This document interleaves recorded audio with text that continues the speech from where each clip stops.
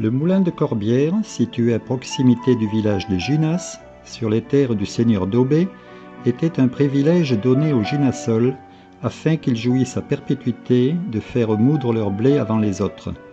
Cela nous est rapporté par les archives départementales. Un document révèle le texte fondateur du moulin en date de 1482.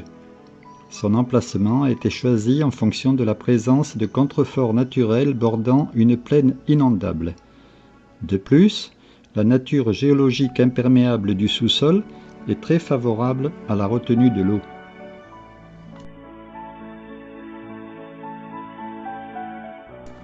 Dans la plaine, la rivière de Corbières, dont le parcours sinueux a été maîtrisé, est l'alimentation principale du moulin.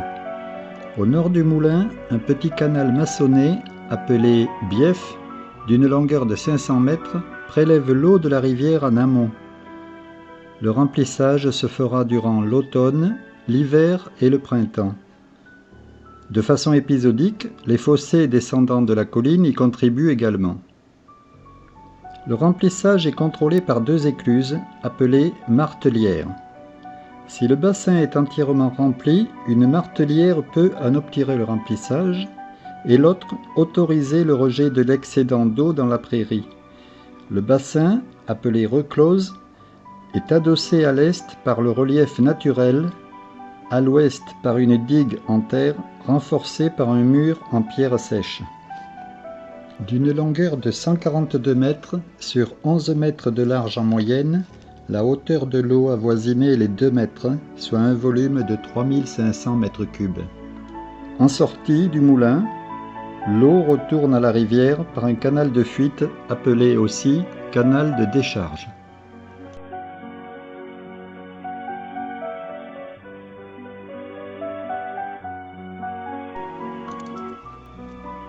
Les bâtiments à usage d'habitation ou agricole se sont successivement accolés à partir du moulin. Les cuisines, étables, écuries au rez-de-chaussée. Au premier, les chambres, desservies par une coursive en planche. Bien que le moulin soit connu sous cette forme, il est probable que le moulin initial était de structure beaucoup plus simple. Visitons le moulin.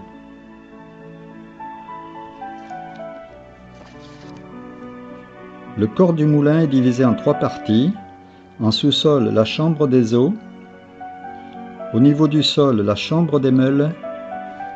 Le local du meunier à l'étage.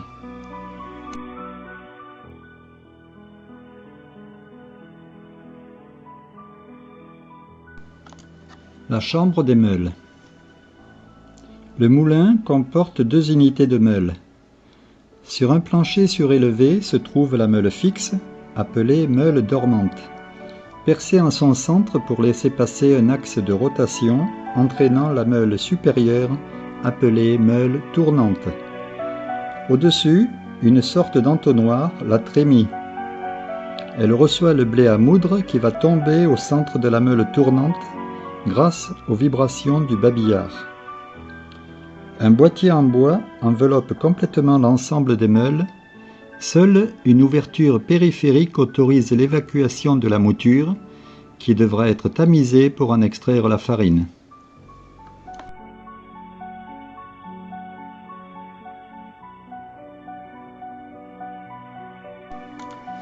La chambre des eaux. Sur l'axe de rotation en bois, une roue à godet, appelée aussi roue à roder, va recevoir le puissant jet d'eau dirigé par le canon. C'est le meunier qui va en régler la force par une tige de commande. Également, par un ensemble de pièces de bois soutenant l'axe de rotation, le meunier va régler l'écartement entre les meules, déterminant ainsi la qualité de la mouture.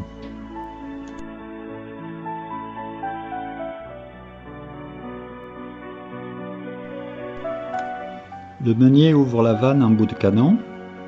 L'eau frappe la roue à roder, la meule tourne, le babillard fait glisser le blé par le centre de la meule. L'eau va retourner à la rivière de Corbières par le canal de fuite souterrain. Ainsi, les meules vont tourner à une vitesse de 30 à 40 tours par minute. Nous estimons que la puissance récupérée sera de l'ordre de 4 à 5 chevaux. Cependant, compte tenu des débits d'eau nécessaires, la retenue d'eau sera entièrement utilisée en 8 à 10 heures.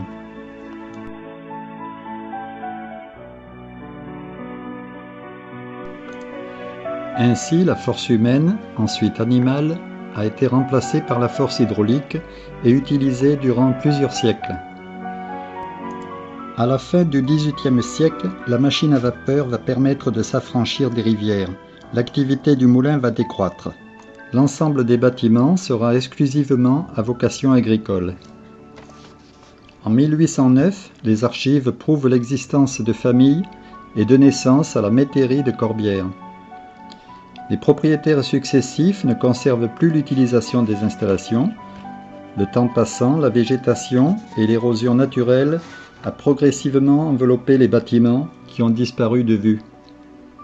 Depuis 2004, l'association TMJ, Traces et Mémoires de Junas, s'est attelée à faire ressortir de terre cet ensemble majeur du patrimoine de Junas, unique en son genre et impressionnant.